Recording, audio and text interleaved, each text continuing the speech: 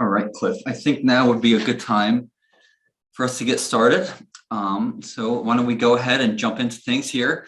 First of all, I just want to welcome everyone to this evening's program. We're very appreciative of seeing so many people supporting tonight's program, supporting this new series of programming that we have started here at the Chester County History Center and the Chester County Archives, which we have called Chats from the Stacks. This is our third month doing this, and what Chats from the Stacks is it's an opportunity for us, again, at the Chester County History Center and the Chester County Archives to be a little transparent, peel back the curtain, give you all a glimpse of the things we do on a daily basis in our jobs, right? Whether that's a peek at a logistical thing we're doing, whether that's a cool local history story we've uncovered through our daily research or findings, or whether it's a cool new project that we're working on. It's kind of like we're going to be highlighting tonight with the 1777 Atlas.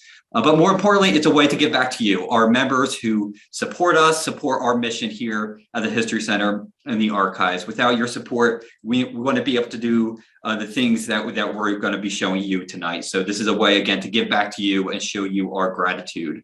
And if you're not a member, first of all, thank you for joining this program tonight. And maybe consider becoming a member. We're doing a lot of programming in the future. This Chats from the Stack series is, again, it's free for members. So if you're a member, you should have free access to this series of programming. Some of the programming we have coming up in the future, we have a talk on Wednesday, April 13th.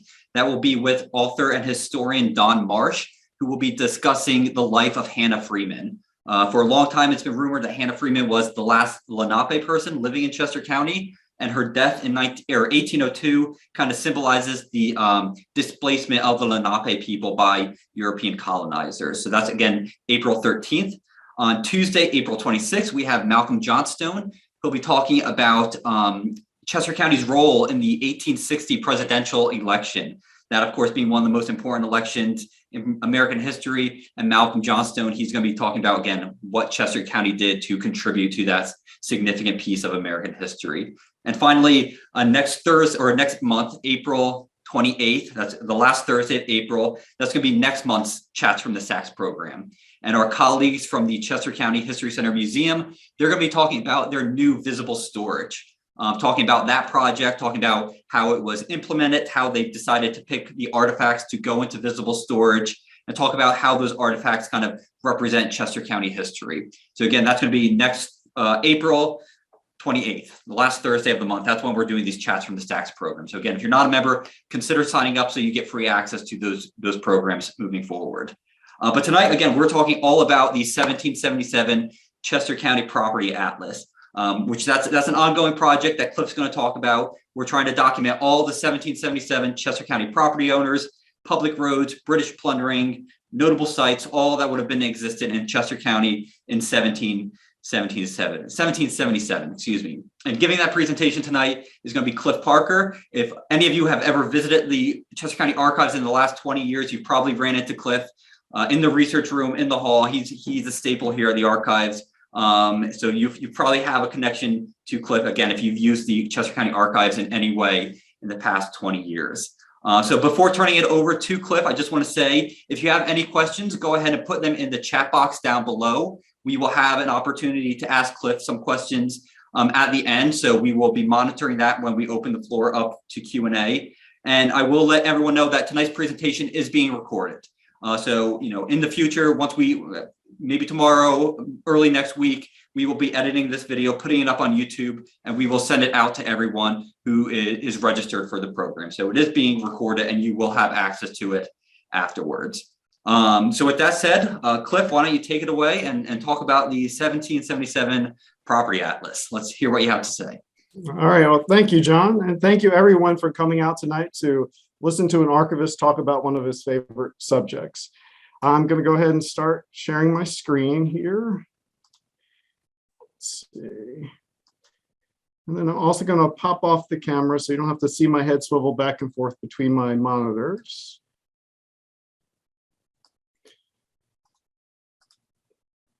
Okay. So what has become the 1777 Chester County Property Atlas has its origins in a question and the long, twisting, torturous path that we took to answer it. Before I begin, I want to pose a hypothetical situation. Imagine you are out doing errands, and I come to you and ask you for directions to Route 202. Your first thought is, why doesn't this guy have a cell phone? So let's also imagine it's 1995 and no one has a cell phone.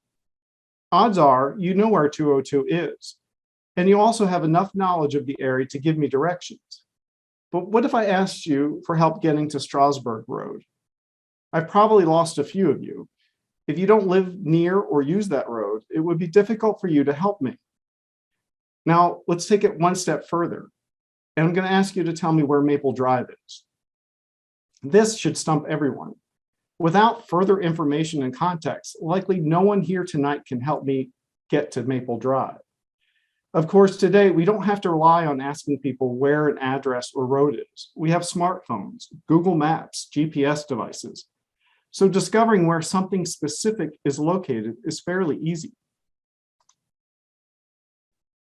In 2014, Karen Marshall, who was the Heritage Preservation Coordinator for the county at the time, came down to us in the archives and asked us if we could help her locate the Great Valley Road, not as it existed in 2014, but as it existed in 1777.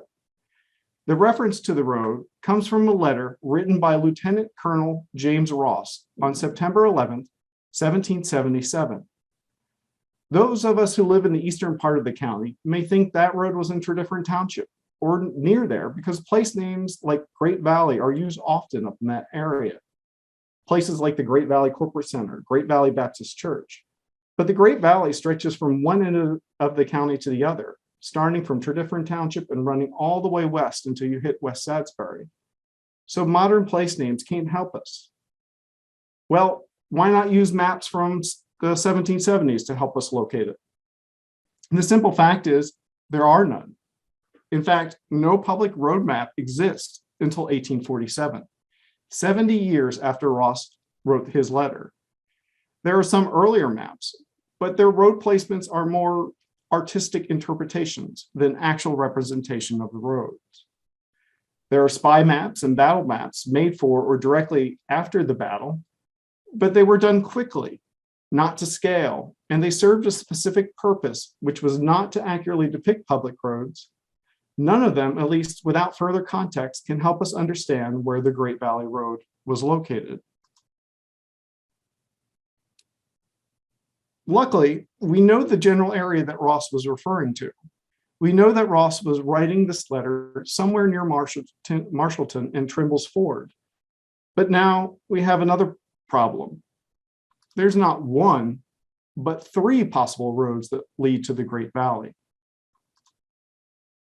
So you might be wondering if there's an official road name. You may notice throughout the evening, I'm going to interchange road to the Great Valley with Great Valley Road. But the truth is, roads did not receive official names until the 20th century. And to make matters worse, if Ross was standing on that road further to the south, he would likely have referred to the road as the road to Wilmington, not the road to the Great Valley. So I hope I'm impressing upon you how incredibly confusing and difficult it is to identify which road and what part of that road Ross was referring to, because we have no visual aid to show us where those roads were, no official road names, and no context of place in the 1777 version of Chester County. By place, I mean a more complex understanding of the community, its boundaries, and its social and economic makeup.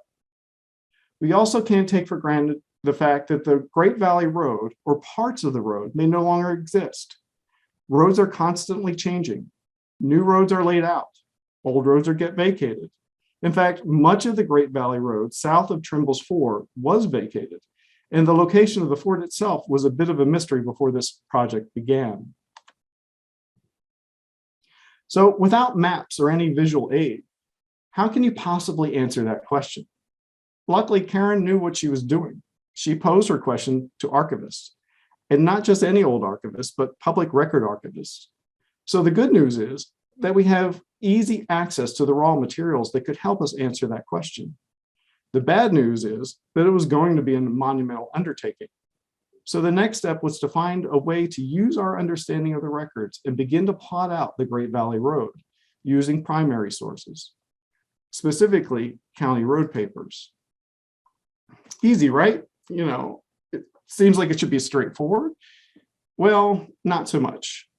Have you ever worked with road papers before? Taken a quick look at the index? A road always has a beginning and end point. And if you were around in 1773, when, for example, this road was being laid out, you would know where Thomas Gibson's mill and Nathaniel Newland's tavern stood. Fast forward 250 years, odds are most people won't know where the beginning point or end point are. In the 18th century, if you wanted a public road in your township, you would have to petition for it. If you had support of your neighbors, you could make your case before the judges of the Court of Quarter Sessions. The petition provides an exceptional snapshot into the economic and social life of a township. You don't petition for a road because it was nice to have, you petition for a specific reason. Otherwise, the judges won't entertain your request. In the 18th century, that reason was almost always based on economics. If you wanted to move your produce, the product of your farm, to port and market, you needed a road. In this example, the petitioner's goal is better access to their church. If the judges think the request has merit, they will send a group of men out, called a jury of view, to view the area and determine if a road is necessary and viable.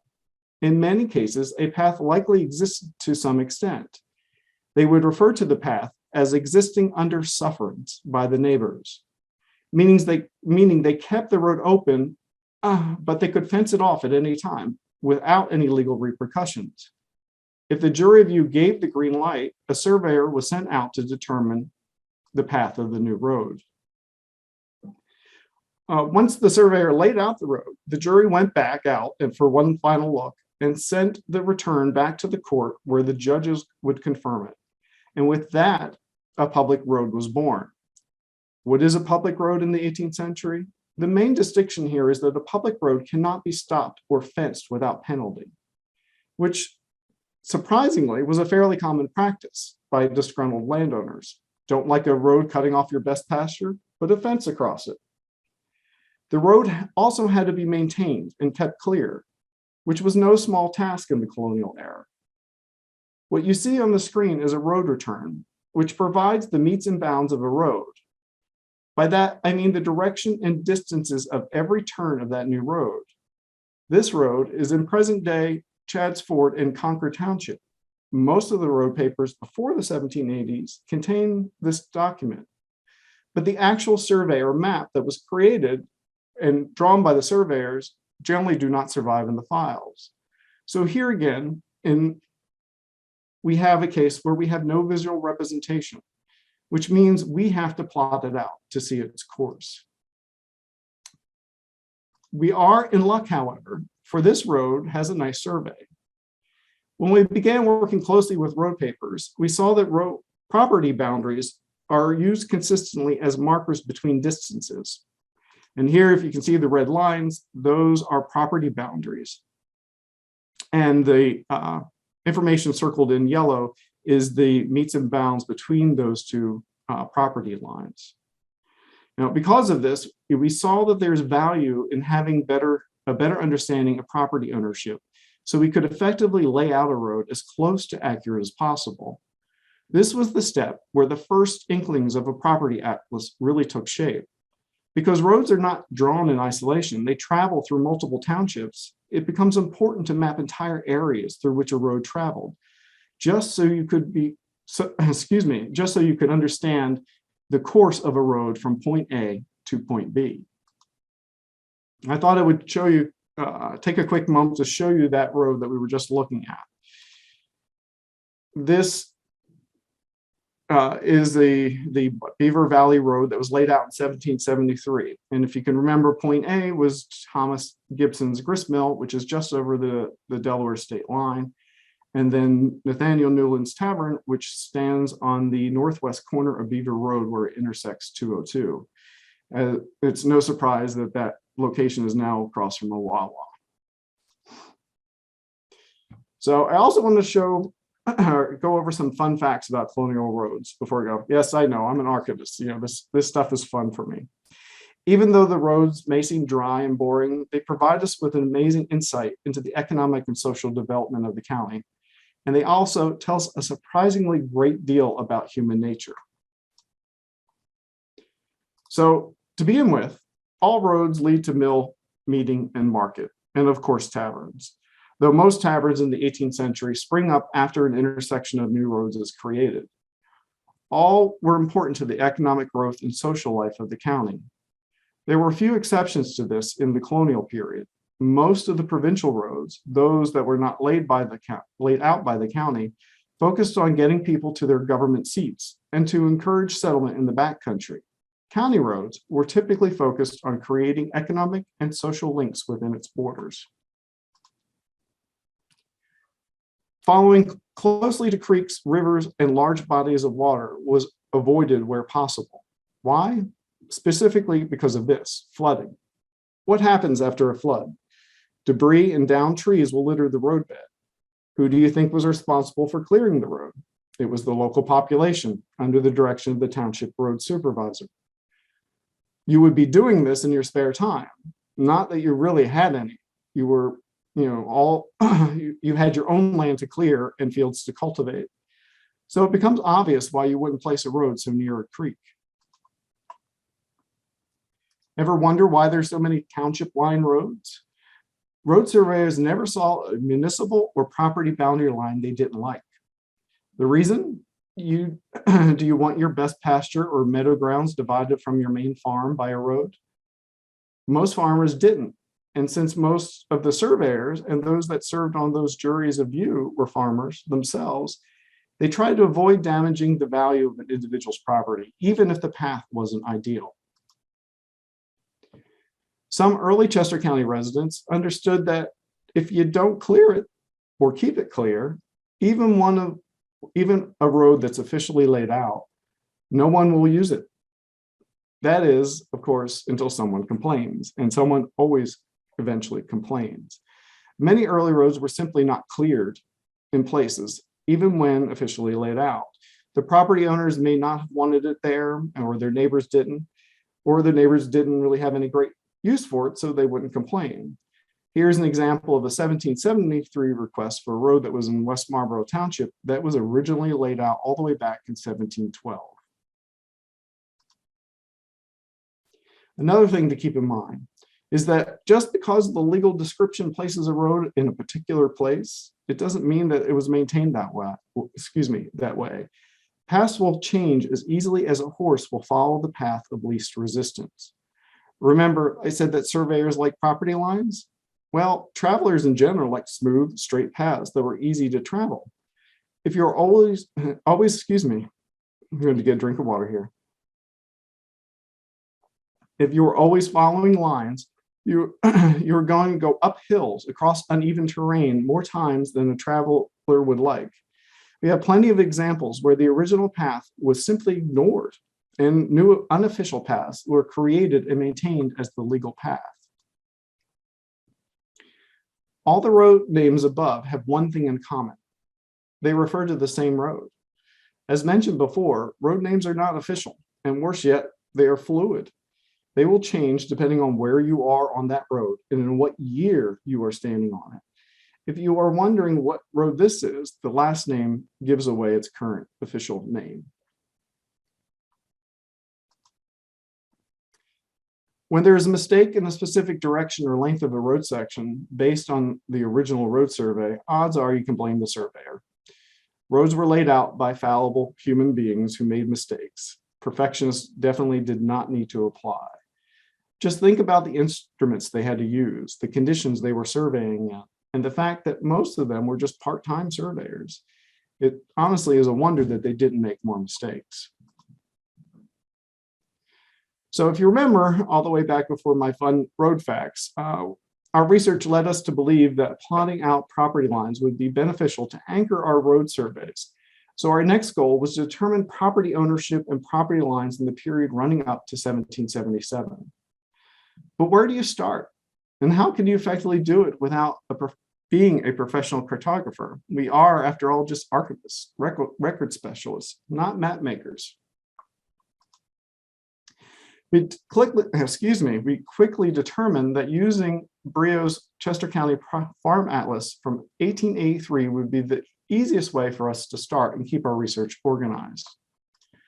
One, it provides property lines. It already is providing us a guide. It's slightly more than 100 years after the event. So instead of being 250 or 240 years after the event like it is today, that's displaying property boundaries, roads, only 100 years after the event. It exists in every township in the county, which of course is important when you're trying to end up mapping the whole county. There are other property atlases later down the road, but they don't exist for every township. And it gave us an easy starting point to trace the properties back. So now we have a plan. We're going to trace the properties back along what we suspect is the Great Valley Road using Brio as a base. But to do that, we have to consult different records to reconstruct the properties along the way. I will only talk briefly about this process since it is complicated and it deserves its own program. Deeds provide the basic building blocks for property research. Our goal is to research back to 1777 and identify who owned the property in that time period. So we are looking at a basic deed here, and we're going to extract only the necessary data we need. The first thing we, of course, need to know and want to know is the individual's name. So here we have the buyer and seller. Then, of course, we want to know the date because, again, we're trying to get back to 1777. The meets and bounds, just like with roads, we're going to have to plot these out so that we basically get the shape of the original property. And then finally, the recital clause. This is the information that's going to help us take it another step back. So at this point, we know Malon Miller owns the property, he's selling it, and this information will tell us how Malon Miller acquired the property. And we're going to use that information to trace a property back. So we're going to use an example here in Kennett Township. As an example, we're going to pick Jacob Smith, who has 59 acres in 1883. So using the deeds, we find that Jacob Smith purchased the tract in 1872. Then we're going to follow those recital clauses until we get back to 1777, when we discover that Abraham Taylor owned the property from 1758 until 1808, when it was sold from his estate. So the next step, now that we have the name and we have the deed with the meets and bounds that reflect the property closest to 1777, our next goal is to plot the tract of land that Abraham Taylor owned. Once upon a time, I hated geometry, but now, I find it incredibly useful. It only took 40 years to find a direct use for it, but there you are.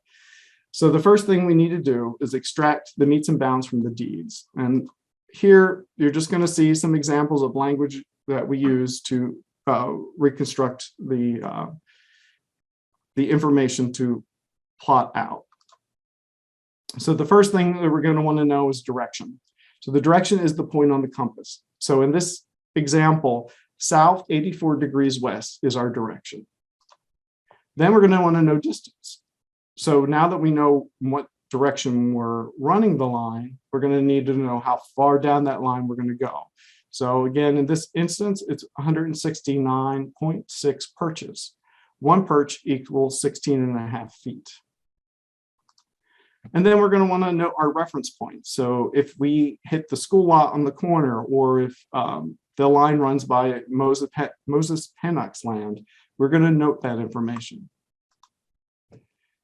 So to keep everything neatly organized, well, we cheat. We use software to help map each parcel and overlay those parcels on top of the 1883 map. Abraham Taylor owned two adjoining properties, the one we traced and the one to the south. And I'm going to pull up my laser pointer here.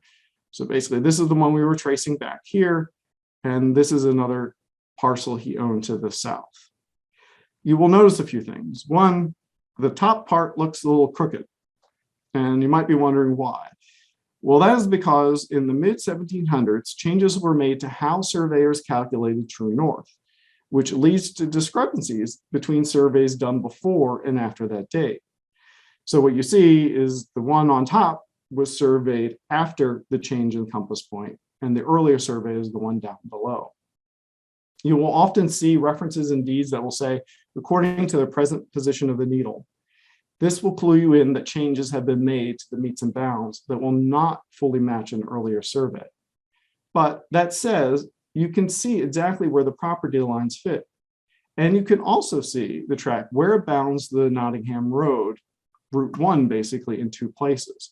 And while this doesn't fit here, you can see that the line came over here, and then down. And this piece of the property followed the Nottingham Road, as did this little lot that came out of this piece here. So we have two anchor points. So we soon realized that we couldn't just worry about the properties that bordered a specific road. Because of the significant challenges posed by unrecorded deeds and poor surveying, we had to complete the full picture to make sure that all the pieces fit. It became one giant puzzle, albeit with lots of missing and disjointed pieces. From this point forward, the mapping process took on a life of its own. One township done required two to be completed before we could be certain of the trajectory of a specific road. Here, you can see the area around Jacob Smith's property completed. You can tell which surveys, as I mentioned, are earlier than others by how they connect and don't really connect with each other.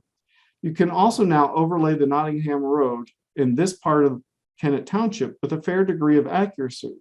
As you can see, this section has three, remember the one up here, the one here, and one down here, three anchor points that anchor the Nottingham Road.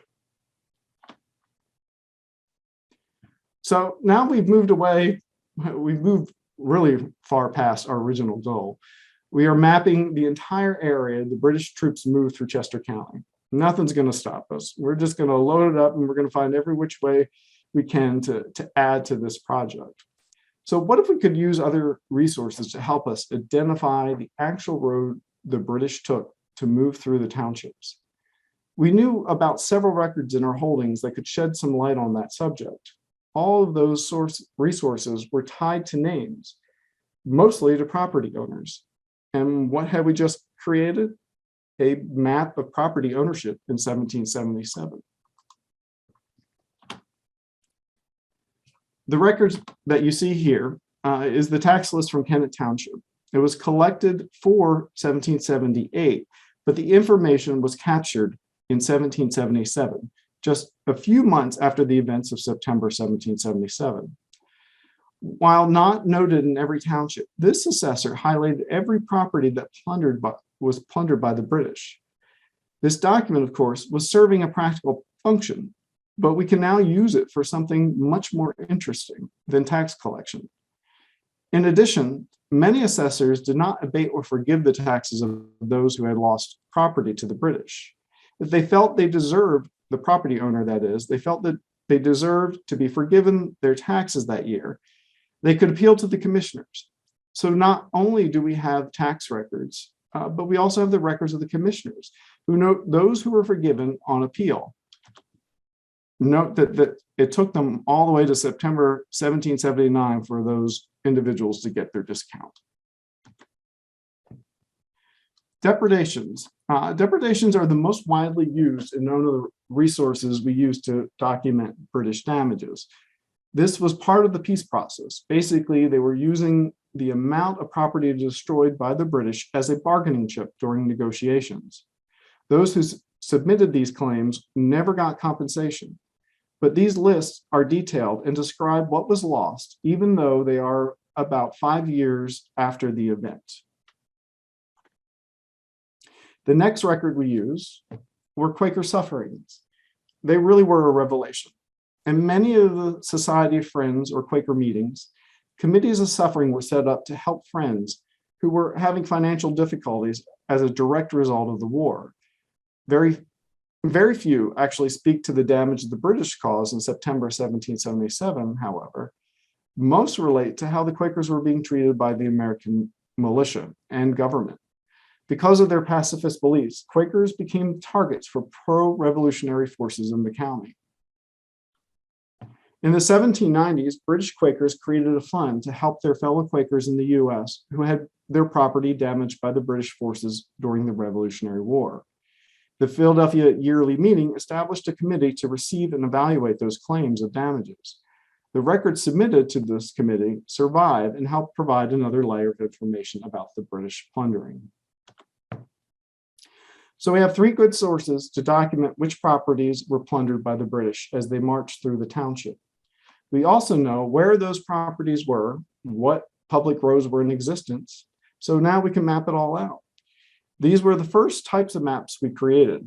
It is pretty obvious where the British came through in Kennet, and since they camped in Kennet Square, some of this plundering may have been foraging parties and not reflect actual troop movements. These maps are great, and they can give us a general impression of what a specific where a specific property was located. But what if we could take it one step further to provide more context and tie more of our research to the final product?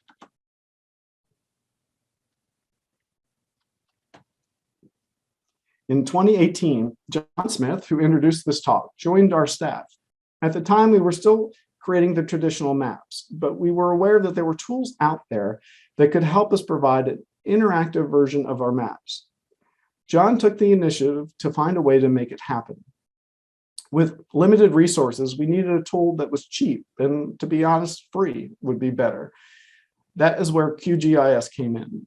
It is a free open source software that we could use to convert our mapping data into GIS coordinates. Through lots of trial and error and hours of YouTube videos, we found a way to make this tool work for us. In a nutshell, we used the mapping software to place the 18th century parcels over the 1883 map, and that's what you're viewing here. This was the software we used. We were looking at earlier during the example for Abraham Taylor. So we're looking at that and we overlaying those parcels, and we could pick up the existing boundaries that were still there in 1883. So basically this allows us to visually identify those lines as they existed in 1883, 100 years later after the event. Then we'll take that information and go into QGIS, where we can more precisely draw the lines that we see in 1883 on the current tax parcel map. Each piece of the software allows us to jump roughly 100 years forward, allowing us to a fair degree to accurately place those lines, whether it be the roads or the property boundaries. And the final piece that we use is Arcgis Online. QGIS is great, and you can make your work public, but it doesn't have a lot of bells and whistles. And to be honest, after all this work, we wanted bells and whistles. And a special thank you to the Chester County Planning Commission, who was able or gave us the ability to create an account in Arcgis. And this allows us to import our data from QGIS into Arcgis. And what you see now at home is the Arcgis platform. So now let's talk about some fun stuff. So using our map to answer some of history's open questions, is a goal of one of the goals of this project. So after we got past Karen's initial question, I want to turn now to this example and show you how we use this map to fill in some of the gaps of history, fill in the gaps of the events leading up to the battle. For this example, I am going to leave out the property boundaries so it's easy for you to see present day landmarks. Remember, our original goal was to map the roads, and the heavier gray lines that you see on your screen are the roads that existed in 1777. But before we dive in too far, I want to basically point out some facts, things that we knew, things that were generally known or at least didn't require our maps to know and understand. Each of these facts, however, coupled with our project, helped us solve a few mysteries. The basic fact to know is that the British troops did enter East Marlborough Township from Kennett Square on the morning of September 11th, 1777. There's no doubt to this. They were camped right south of East Marlborough Township, and they had to go north, and well, East Marlborough is standing in the way. John Jackson Jr., a known loyalist scout, was a resident of the township. Over 90% of the township's population were members or former members of the Society of Friends. And the membership between those meetings was split between two meetings. The London Grove Preparative meeting, where probably 65% of the township population belonged, and then the Bradford meeting. Wheat cultivation dominated the local economy. And the economic orientation was focused on Newport Landing and Wilmington, not Philadelphia. And the tax assessor reported no plunder or damage caused by the British. And if you remember, in Kennett Township, that place was lit up, and they camped in Kennett Square. So why didn't the foraging parties go north? So here are some of the unknowns we have to contemplate before we go back to the map. You know, obvious. What public roads existed in 1777? What route did the British take as they moved through the township? Of course, we need to know about the roads, so we can't answer that question until we know the first question. Where did John Jackson Jr. live? We know he lived in the township, but we don't know where. Were there other loyalists in the township? And if so, where did they live? Why are there depredation and suffering claims, but no tax plundering claims for the township? We do have evidence of depredation and suffering claims, but nothing, again, remember, shows up in the tax records. So our number one fact is that the British entered East Marlborough Township on the morning of September 11th, 1777. Not a surprise, they came up Unionville Road, Route 82, since they camped in Kennett Square. So once you enter East Marlborough, the first decision that they have to make is at the intersection of 82 and 926, or Street Road, right here. Why didn't they hang a right? Well, it was the direct route, and if you were trying to move fast to catch George Washington off guard, it would make sense, right? The problem is that 926 was at best barely passable by one horse and rider. In fact, what is technically the oldest road in East Marlborough Township had to be relayed 3 times, the last time in the early 19th century, because parts of it had become impassable. You might be wondering why. Well, but I'm going to get to that in just a minute. Instead, they continued up 82 until they reached the intersection of Doe Run. And I want to point out one other thing. Remember, I was talking about the path of least resistance. The path here is the original official laid out road. This came into existence because basically people were not following that. It was much easier to go around here. On the map, we defaulted with the official road description, and that's why we left it the way it is. So now we're up at the intersection of Doe Run Road and 82. So give a guess who lives right here. Yes, folks, that's John Jackson Jr., their tour guide on this trip. Coincidence? Unlikely. John Jackson would have understood better than the British that the best route to take a large body of soldiers quickly through the township he called home. He also lived in a township where the majority of the populace were neutral pacifists, and a good chunk were likely loyalists. And to be honest, they had good reason to be. He was also not the only identified loyalist living off of Doe Run Road. In Unionville, you had Stephen Anderson, who joined the British and lost his land for treason. And then further up the road in West Marlborough Township, you have the famed loyalist and bandit, James Fitzpatrick. So the decision to enter this area was a good one because the British could count on the populace not spreading word of their movements. So now that we know where John Jackson lived, we have another question before us. Again, if you want to take the direct route, why not use Marlborough Road? And Marlborough Road, it's hard to see, I apologize on this, but basically runs up here and will connect to go north. Well, Marlborough Meeting House and Village are not there. The road is not laid out until 1820. So their only option is to head down Doe Run Road until it intersects with Northbrook Road. And then from there, they're going to make their way north so that they can flank George Washington and finally move out of East Marlborough Township.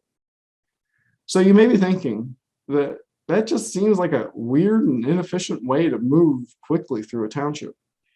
This is where the economy comes into the conversation. You see, the British Army's ultimate goal was to reach Philadelphia, but a generation of residents of East Marlborough Township could have cared less about getting to Philadelphia, at least not with any degree of frequency.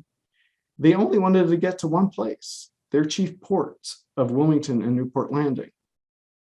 All the roads the British took were the most heavily trafficked in the township, and they all led to Wilmington and Newport.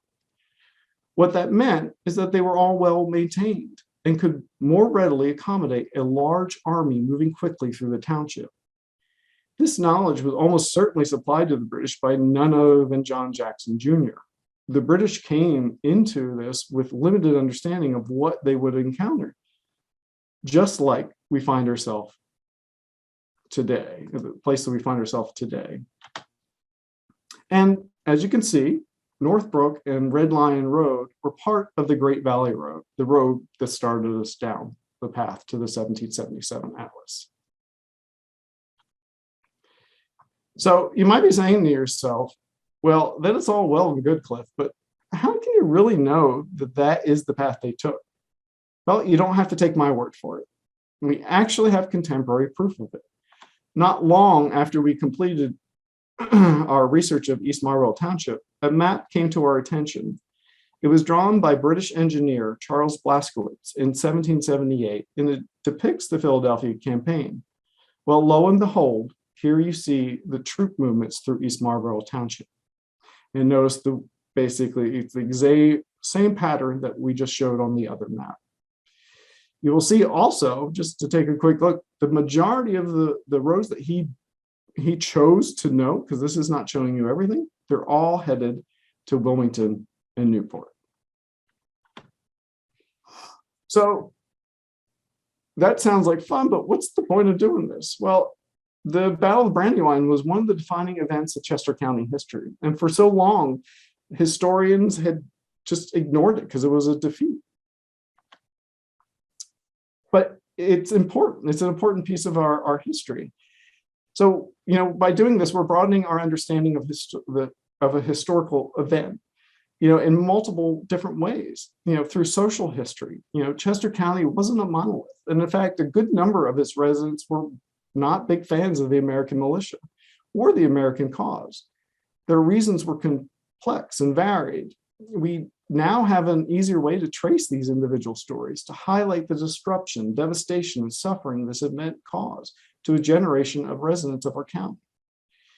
Through economic history, just by tracing the road papers alone, we have a better understanding of the economy, its development, and its impact on the history of the county. The revolution actually would mark the end of an economy that was nearly single-minded in its focus on the production of wheat and flour for export. And of course, military history. Basically, this is how this all kicked off. This project was part of American battlefield protection grants. So, we're providing greater context and a greater understanding behind the decisions that were made. And basically, it helps us inform heritage preservation planning. As I mentioned, much of the research that was done for this project was done as part of the American Battlefield Protection Grants that were administered through the Planning Commission. They will go a long way to help us preserve not only the history of the Battle of Brandywine, but also help us protect our open spaces and historic structures for generations to come. And on a personal level, the project allows us to connect to the past. whether through our ancestors and their connection to these events, or whether we currently live in the county and can connect through our property and the places that have special meaning to us. The events of 1777 allow us to place ourselves in the middle of the story, whether our families have been here for centuries or we have only just arrived. So this is a sentiment that I believe has special meaning to us who are tasked with preserving the past and the stories it has to tell. By that statement, I mean we are trying to capture the information that was not necessary to spell out or verbalize to someone who lived in Chester County in 1777. Imagine you send a text to a friend or family member. I'm going to the store. Do you need anything? Imagine that information is captured with who sent it and who received it. And 200 years from now, some historian is looking at it and trying to add some context to it. Now, set aside whether it's a valid use of the historian's time to save or research this information. Who knows, maybe someday in the future you become president of the United States and your every word is treasured and saved. Now think of all the information you didn't need to provide to the recipient of that text. What store were you going to? How were you going to get there? Where were you starting from? And what was your final destination? You know the answers to those questions, just like the recipient. So you don't have to include the information. Imagine how long your text would be if you did. But that historian 200 years in the future has no way of knowing the answers to those questions. And so they lose context, and the historical value of that text message is diminished. The same with any primary source. The person writing that letter or diary presupposed that their intended audience had enough context and understanding of the world they lived in that they could leave things out, things that needed no explanation then, but would be essential 250 years in the future. With this type of project, we can recreate that context to an extent to give us a better understanding of what was once commonly understood in 1777, but has been lost to history. And with that, I want to quickly show you a new find, basically how this project has helped us, discover more context of primary sources that we locate. Because now we know, all the property owners along the path. We know their names, we know their locations, but we can then discover primary sources. The Revolutionary City is a project of several repositories in Philadelphia for the 250th anniversary of America that's coming up. They're digitizing collections of individuals that cover the period of the war. So I just happened to be poking around there the other day, and I came across a letter from Joseph Shippen. And this site's a little clunky, so bear with me a little bit. Joseph Shippen Jr. actually lived in Kennett Square. And so on September 9th, 1777, he decided to send a letter to his friend who lived in Lancaster and basically says, hey, the British are south of me. I don't think they're going to come up here, but I'm going to send my wife and children and some of my personal belongings to you. And in this letter, which I won't read to any great detail, he mentions several places. He talks about Isaac Allen. I should get my pointer here. Hold on. I don't have a pointer. I have my mouse. Sorry, guys. Isaac Allen's Tavern on the Newport Road, 3.5 miles. Okay, that's a place. Where is that actually located? Well, with the mapping, we can do that. So going further, if I can get out of here to the second part of this letter, and this is the part that really interests me, which I'll explain for in a minute here. He talks about that he doesn't think that the British are going to come this way.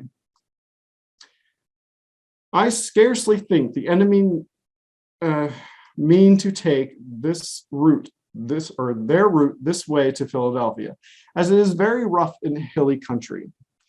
Well, of course, we know he's wrong. That's exactly where they come.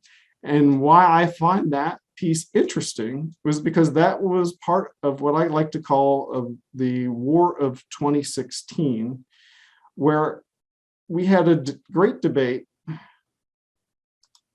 over why there wasn't a public road where the British come in. Now, if you remember, I'll put on the British damages up here. They're coming up through here. And so Shippen, who we just looked at his letter, is here. And no, he doesn't have any plundering claims because he basically sent everything off to Lancaster County. He had money. He had the ability to send everything ahead of him. So he's living here. He's saying to his friend that they're not coming this way because there's, guess what? No public road. So he's feeling pretty safe. Now, note also, he mentioned Isaac Allen's Tavern. That's Isaac Allen's Tavern. He's mentioned the Newport Road. It's this road right here. So the first public road doesn't go through here until 1820. And our research actually tells us why this was never basically no public road went this way is because nobody's trying to get there. Most of these landholders are absentee landholders. There's tenants on them. It's, as he mentioned, rocky and hilly.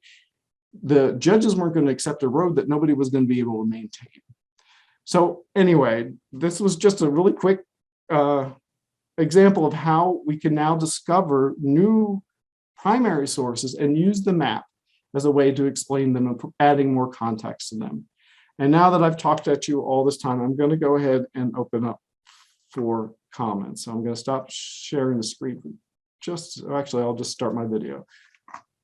And John, if you wanted to make yourself available for questions too. Yeah, that was great, Cliff. I think my favorite thing is, like you mentioned, there's just so much possibility for so much social history that can be told. I think the project right now includes over like 2,000 names. And every single one of those names has a story, like like Shippen, right? And if that's what we want to encourage people to use the Atlas Project for. Like, click on a name, whether it's an ancestor or the person who owns your property, if we've mapped your property, and research that story, right? What was the story behind that name? And I will say that if you look at the Atlas Project right now, probably about 2/3 of the county is done. We have every intention of finishing it at some point, but right now it's Cliff, myself, and our assistant archivist, Stacy Hutchison. It's just the three of us working on it. And this is a lot of research. So with only 3 people, it's going to take us some time, but we have every intention of getting to those Western municipalities and those Northern ones at some point. So. Yeah, we have West Marlboro and the Upper and Euclid and Upper Euclid should be completed this year. So I see, Jean, you have a question, so I'm going to unmute you, and if you want to just verbally articulate your question, you can go ahead and do that. Just unmute yourself, please.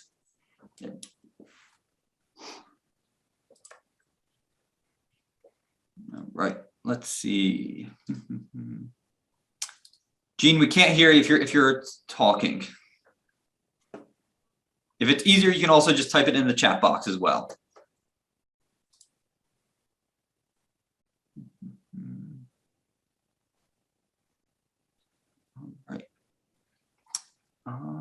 So unfortunately, Jean, we're not hearing you. So again, please, if you want to just type it out, we'll be more than happy to answer any questions that people type out in the chat box as well.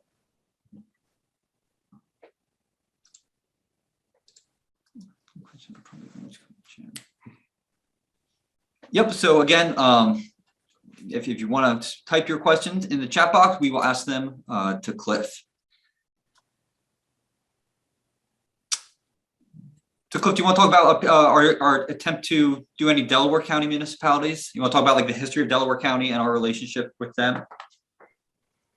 Right. So yeah, as I like to say, and no offense to those currently living in Delaware County, and in 1785, the folks in Delaware County got mad that we moved the county seat to Westchester and decided to write us off. We don't have immediate intentions of doing Delaware County. However, that is being discussion. And I did see a question about the 250th.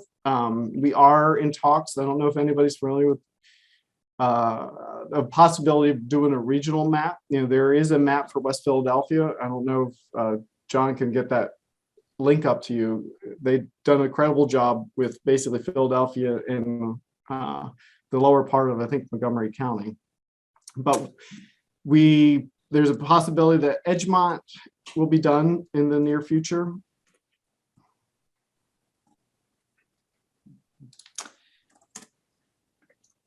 Cliff, there was a question, I'm pulling up that link now, about Birmingham and East Bradford. Well, let's see.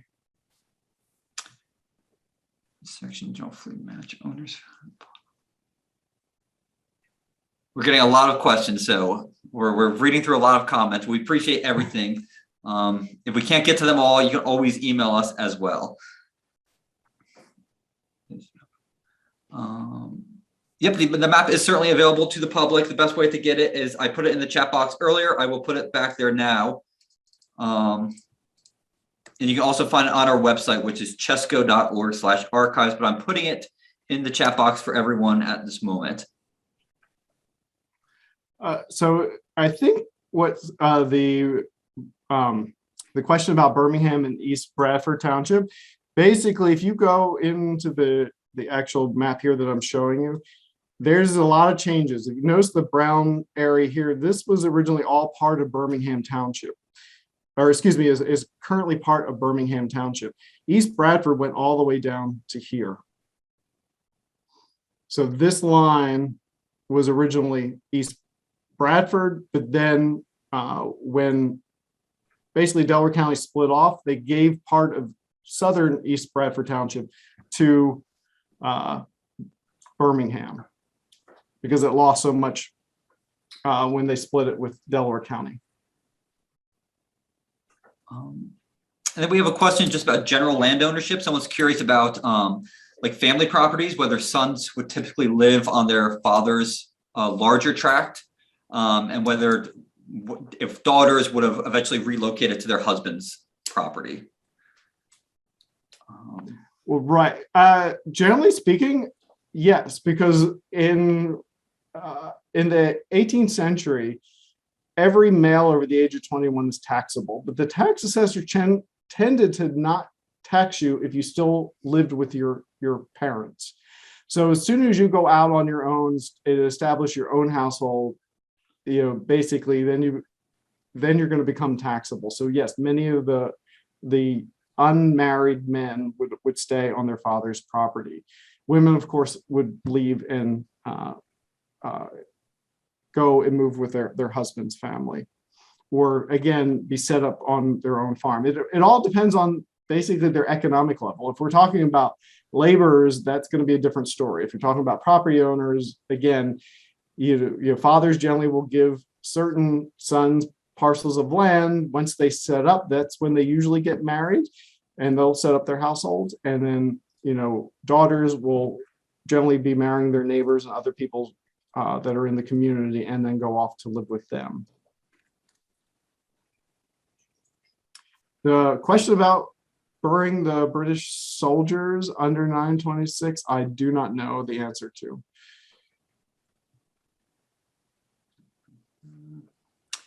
And we're having questions about like some comments and questions about very specific properties. Some people noticing, oh, my ancestor owned this property.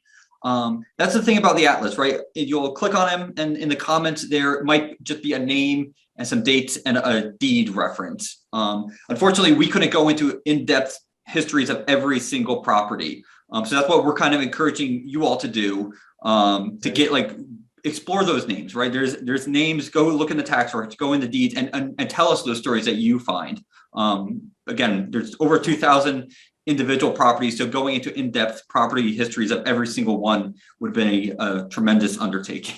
Right. And we also, the thing is if, John, if you could also put the link. So when we did the research as part of the American Battlefield grants, they came out with reports that if the property had an existing, what they called a resource, basically a historic structure still on it, we would write up little paragraphs about them. So, and they're tagged in the reports. So depending on where you're looking, if it was part of the battlefield study, there's a possibility there is more information in those reports. But generally speaking, as we move out past the battlefield, that we're doing that on our own. And our goal is solely to identify the individual who's there in 1777. Because then that just kind of opens up everything. You know where that person is in relationship to these events. You can look on these repository sites and find letters or diaries or something that might give you more clues about the history of your ancestor.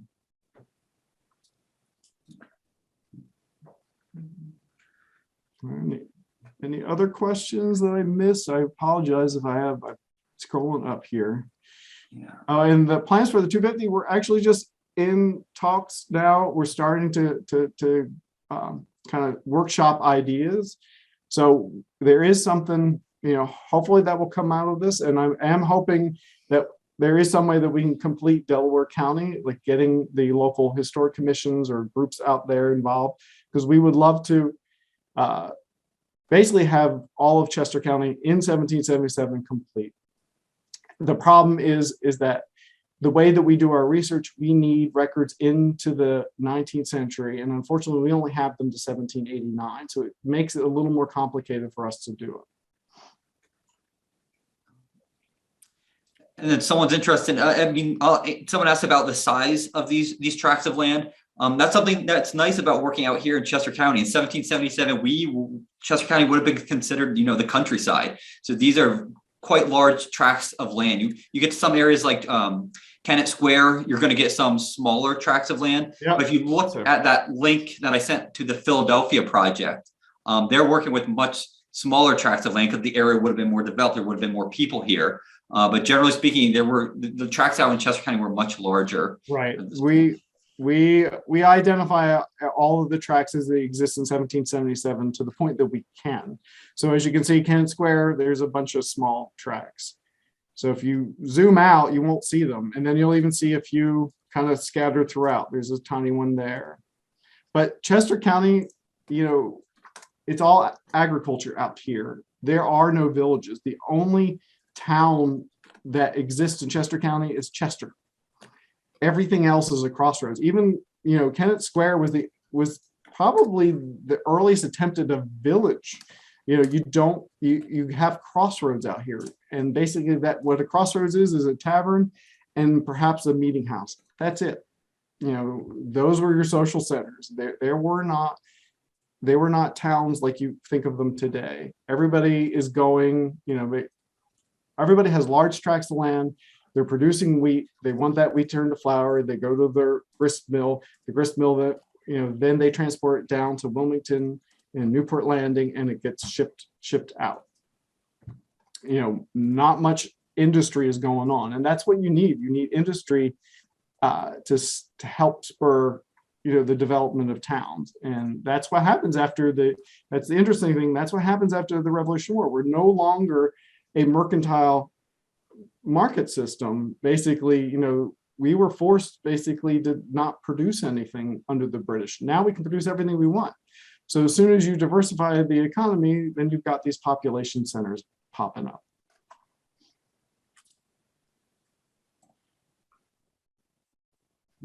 All right.